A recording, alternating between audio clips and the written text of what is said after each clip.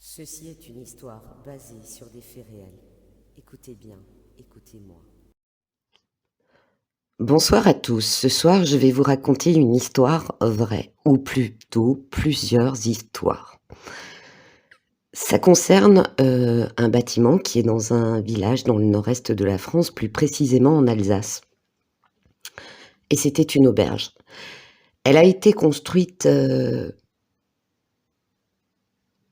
début du XXe siècle.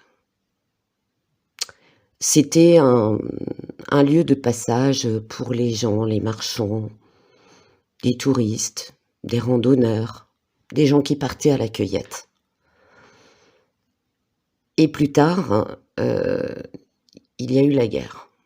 Pendant la guerre, il y a eu dans ce village beaucoup de bombardements. Il y a eu des morts à cause de ces bombardements. Et l'arrière de la bâtisse avait été touché. Et des gens avaient été tués. La guerre passée, des maisons ont été reconstruites, d'autres non. Et cette bâtisse avait été reprise par des personnes et ils lui ont redonné son faste. À l'intérieur, c'est vraiment typiquement comme une auberge vraiment typiquement alsacienne, avec des belles poutres, magnifiques planchers, un magnifique plancher, des boiseries au mur, une grande salle, une immense salle de fête qui pouvait servir à des mariages, des bals, des communions. Tout se passait bien pendant des années. Et à chaque fois, les propriétaires connaissaient des malheurs.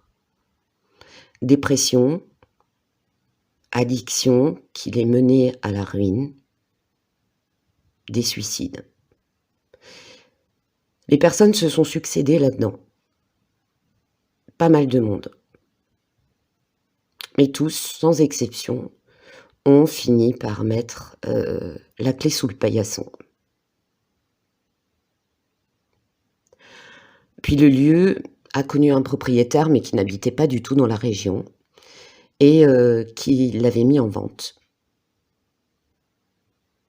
Ça fait plus de 25 ans que je connais cet endroit.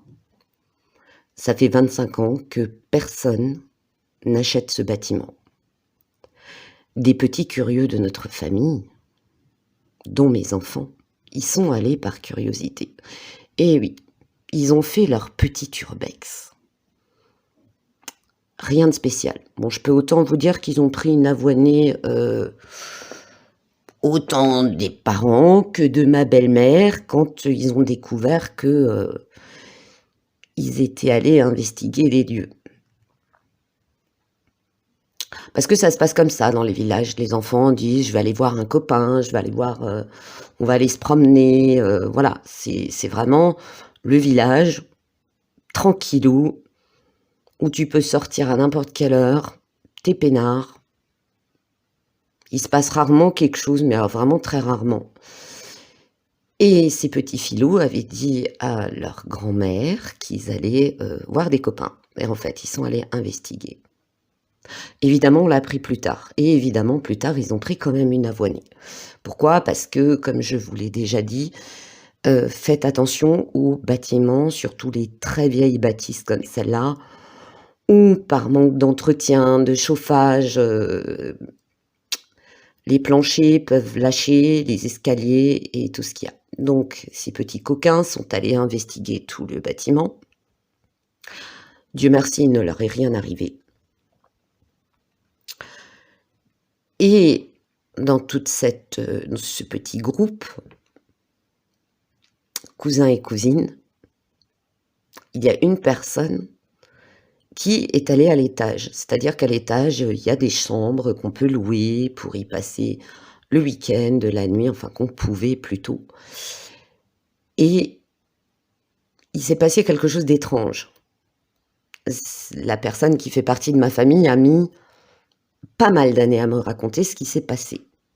Et c'est totalement par hasard dans une discussion sur, les maisons qui étaient à vendre dans le village, celles qui avaient été restaurées, rénovées, les projets. Et il s'est passé quelque chose de très étrange. Alors, cette personne est sensitive, d'accord? Elle ressent les choses. Elle attire aussi malheureusement les choses, parce que quand on a des capacités, des dons, appelez ça comme vous voulez, on a tendance aussi à attirer, pas forcément ce qu'on a envie. Dans ce bâtiment, il lui est rien arrivé. Elle avait juste un ressenti de présence multiple qui était là. Et elle a regardé tout en haut par une fenêtre spécifique. Elle a regardé par la fenêtre. Et là, ce qui s'est passé était très, très, très étrange parce qu'elle a vu le paysage à l'extérieur à ce qu'elle estime être à peu près 1920. Pas de voiture, beaucoup de petites chariotes avec des chevaux, des attelages, des gens à pied, mais pas du tout habillés comme dans les années 2000. Et elle était complètement hypnotisée en regardant dehors, en se disant waouh, mais qu'est-ce que je vois? Et c'est au moment où son frère l'a appelée, elle a tourné la tête, elle a regardé à nouveau dehors et tout était à nouveau normal. Ça, c'est la première chose. Il faut savoir que plus tard, dans les années 60, à côté de cette auberge, un des anciens propriétaires a construit un immeuble de 3 étages avec des appartements. Et il n'y a jamais eu beaucoup d'habitants dans cet immeuble. On va dire qu'il n'a jamais été, à notre connaissance, complet. Après, on n'est pas non plus au courant de tout ce qui se passe dans le village. D'accord? On apprend des fois bien plus tard qu'une maison a été vendue, qu'une autre maison est à louer, etc., etc. Et on a eu un ami qui avait décidé, pour des questions pratiques, parce qu'il avait son travail dans un village un petit peu plus loin, pour des questions pratiques, il recherchait quelque chose dans ce village à louer, mais il n'y avait que des maisons. Or, une personne seule dans une maison, malgré que ce soit pas cher dans les petits villages, c'était un peu beaucoup et c'était surtout beaucoup d'entretien. Donc il avait trouvé un appartement. Alors beaucoup de ses frères et sœurs ont dit oui, tu sais que la bâtisse à côté, il s'est passé des choses, fais attention et tout. Et il a dit oui, mais moi c'est une question pratique. Je veux dire, voilà, dans le village où je travaille, il n'y a rien à louer, donc il faut bien que je trouve quelque chose. Et donc il s'est installé là-bas. Et évidemment, il nous a invités. Je n'exagère en rien ce que je vais vous raconter. Il nous dit voilà, je suis au 2e étage, vous venez manger. On y va. On se dit on va aller un petit peu avant, papoter. On lui avait ramené quelques petites bricoles. On rentre dans l'immeuble. Il y avait à l'époque que 3 appartements occupés. Je rentre, alors vous avez une espèce de couloir assez long, puis un escalier. Et après, tout l'immeuble est longé, c'est-à-dire qu'il est coupé par le milieu par un couloir kilométrique. C'est-à-dire que les plafonds sont très hauts, mais c'est l'impression, le décor, pour ceux qui ont vu le film Shining, c'est tout à fait ça. Et je monte la première, mon mari derrière moi. Je regarde à droite, je regarde à gauche. Et là, j'ai une sensation. Et je dis en rigolant à mon mari, on se croirait dans Shining. Et je vous jure que la déco, elle date des années 60. Il y a le tapis rouge au sol. Enfin, c'est avec des portes qui succèdent, des plafonds très hauts, une ampoule avec une petite lampe toute minus tous les 3 mètres et qui éclaire très mal. Donc déjà là, visuellement, tu as une sensation de malaise. Et mon mari me dit, «Bah, c'est à gauche». Au moment où j'emboîte le pas, ce que je ne savais pas, c'est qu'en fait, il y avait un minuteur dans le couloir et la lumière s'éteint. Et là, je suis traversée d'un froid, mais vraiment d'un froid, alors que j'avais plaisanté sur cette histoire de Shining, voilà, c'était juste l'impression visuelle. Sensation de froid, de vide et de présence. Mon mari arrive à repérer l'espèce d'interrupteur, mais avec une micro-loupiote orange, et à remettre la lumière. Et là, une fraction de seconde, j'ai eu l'impression de voir des gens. Je me dis: «Bon, allez, arrête de te faire un film, c'est parce qu'on t'a raconté des trucs sur l'auberge, qu'on t'a raconté des choses, fais pas ta flippette». Je rentre dans l'appartement, notre ami tout content de nous voir et on s'installe dans le salon. Donc c'était un petit 2 pièces, on s'installe dans le salon. Et là, pareil, je suis tout le temps attirée par le plafond. J'arrête pas de fixer le plafond. Et une sensation qu'il y a des gens. Et je dis à notre ami, je dis: «Mais vous êtes beaucoup habité là-dedans?» Il dit: «Non, on est que 3». Parce qu'au début, je le savais pas. Je dis: «C'est marrant, j'ai l'impression qu'il y a des gens». Il me dit: «Non, non, on est que 3, il y en a un au rez-de-chaussée, il y en a un au 3e, non, non, je suis tout seul à l'étage». OK. On discute et tout. Et puis là, il nous explique qu'il y a des problèmes électriques. Alors une fois, il y a un truc qui se coupe, la télé qui déconne, voilà. Tu te dis: «Bon, c'est l'électricité, c'est une vieille bâtisse, ça doit même plus être tout à fait aux normes», mais des sensations, des ressentis, c'est-à-dire que dans le salon, on était 3. J'avais l'impression qu'on était 20. J'avais l'impression qu'il y avait des choses qui passaient à travers les murs. À un moment donné, je suis persuadée d'avoir entendu une jeune fille de l'autre côté du mur parler. Et comme mon mari et son pote étaient dans leur discussion à rigoler et tout, je dis: «Mais vous avez pas entendu quelqu'un?» Et ils me disent: «Non». Je fais: «D'accord». Et mon mari, il a vu le malaise que j'avais, que j'étais crispée toute la soirée. Après, j'avais pas envie de pourrir l'ambiance. J'avais pas envie de pourrir l'ambiance et la soirée s'est passée tant bien que mal, mais mon mari sentait que j'étais tendue et je voyais quand même que ce vieil ami de mon mari, il avait l'air fatigué, il était un peu, je sais pas, il était tendu, pas comme d'habitude parce que ça fait des années et des années qu'on le connaît. Il était pas comme d'habitude. Après, tu peux te dire: «Oui, c'est le déménagement, c'est, voilà, c'est un changement», pas de problème. Puis au bout de quelques semaines, on le revoit, il nous dit, et ouais, il y a quand même des choses bizarres dans cet appart et tout, je me sens pas bien, je dors pas bien, des fois on entend des choses tomber au-dessus alors qu'il y a personne. Je veux dire par rapport, au positionnement des appartements habités, au-dessus de lui, il y avait personne. Là, je commence à me dire, «Ouais, je me suis pas trop trompée». Et puis, il y a un autre couple d'amis à lui, qui vient lui rendre visite, qui cherchait aussi un appartement.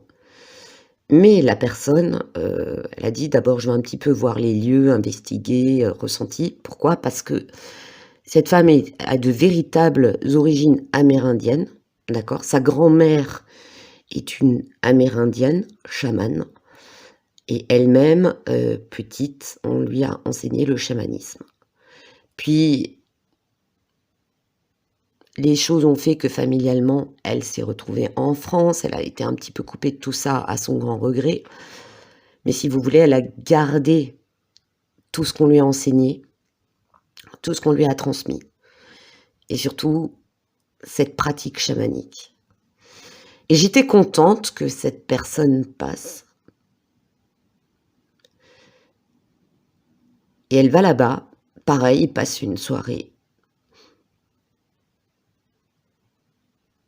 Sauf que je ne sais plus pour quelle raison il leur avait proposé de dormir là-bas. Et là, la pauvre, ça a été une nuit, mais d'enfer. Elle a fait des cauchemars, elle avait l'impression que quelque chose l'a touchée ou que quelque chose, lui soufflait dessus et elle a dit, non mais elle a expliqué le lendemain, elle a dit: «Écoute, moi je peux pas dormir, moi là je peux non, là je peux pas rester, je peux pas dor» parce c'était le week-end et il a dit: «Bah, si vous voulez, vous restez, on va se balader demain, on va visiter, tous les endroits sympas qu'il y a», elle a dit: «Non, non, moi je ne peux pas passer une nuit de plus dans cet immeuble» et donc elle lui a expliqué, à un moment donné, elle a fait une sorte de communication avec les présences qu'il y avait et il y avait énormément de monde et beaucoup de gens, donc il y avait des gens qui avaient succombé à l'explosion de cette bombe. Il y avait, des anciens propriétaires, il y a eu des anciens et c'est comme ça qu'on a appris qu'il y a même eu des drames. Alors, on n'a jamais trouvé de traces, mais apparemment il y aurait même eu une histoire de meurtre dans l'auberge voisine. Hem, Elle a appris plus tard en faisant parce qu'elle a vraiment poussé les investigations, que les gens, toutes les personnes sensibles, capacités médiumniques, ressentis et tout, ne pouvaient pas rester plus d'1 mois ou 2 là-dedans parce que c'était infernal. En plus de, désagréments de bah, l'immeuble n'était pas entretenu quoi, chauffage qui déconnait, voilà, c'était le chauffe-eau qui fonctionnait pas, donc tu prenais une douche, au début c'était chaud, puis l'eau était glacée.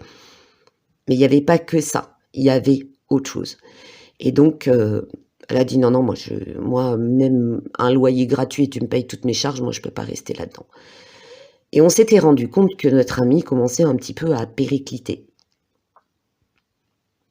C'est pas qu'il croit pas, à des présences ou à des phénomènes paranormaux ou de hantise. Je pense qu'il a vécu des choses qui s'est fait très peur et qu'il préfère être dans le déni. Quoi qu'il en soit, il est resté, je crois, encore 2 mois et il est parti, sans regret. La dernière chose qui s'est produite, qui était vraiment, très étrange et c'était pas dans l'immeuble c'est que, c'était la sœur de cette amie qui avait loué une maison et si vous voulez, comme c'est un village, si vous voulez, c'est en hauteur. C'est très pentu. Là-bas, tu fais de la marche, les mollets, les cuisses, je peux te dire que tu te les muscles et elle avait une maison un peu plus haut avec vue sur l'auberge et quand elle s'est installée, pendaison de crémaillère, on y allait avec mon mari, avec les enfants et à un moment donné, cette amie me dit: «Écoute, ça te dit qu'on aille sur la terrasse se fumer une cigarette?» Je fume la cigarette, on papote et je sais pas pourquoi, toutes les 2, on fixe l'auberge et il y a eu ce temps mort, ce temps de flottement, de silence et on avance, mais on s'en est même pas rendu compte tout de suite au début. On avance comme ça, vous savez, la tête en avant comme pour dire: «Attends, c'est quoi ce que je vois là?» et on tourne la tête, on se regarde, on fait: «Tu as vu la même chose que moi? Au 1er étage, la fenêtre?» et là, on se dit: «Il y a quelqu'un dans la bâtisse». Il y avait à la fenêtre qu'une des personnes de ma famille, la pièce où elle était, où elle a regardé dehors, elle a vu cette scène qui se passait, début du XXe siècle. À la même fenêtre, on a vu une forme humaine qui regardait dehors pendant, je pense, quelques secondes, peut-être même pas loin d'1 minute et nous, on l'a vue. Le truc, c'est qu'elle a disparu. D'un coup, comme ça. Un claquement de doigts, elle a disparu. Donc moi j'en parle à mon mari, elle en parle à son mari, on dit: On a vu un truc bizarre, quelqu'un a dû rentrer, donc après ils ont vérifié, vu comme c'était fermé, personne ne pouvait rentrer. D'ailleurs, bien des années auparavant, ils avaient tout blindé, pour que personne puisse y rentrer. Là où les jeunes de notre famille sont rentrés, ben, c'était par une fenêtre de cave qui était, complètement déglinguée. Il y avait que des enfants qui pouvaient passer, d'accord? Il y avait que des enfants qui pouvaient passer.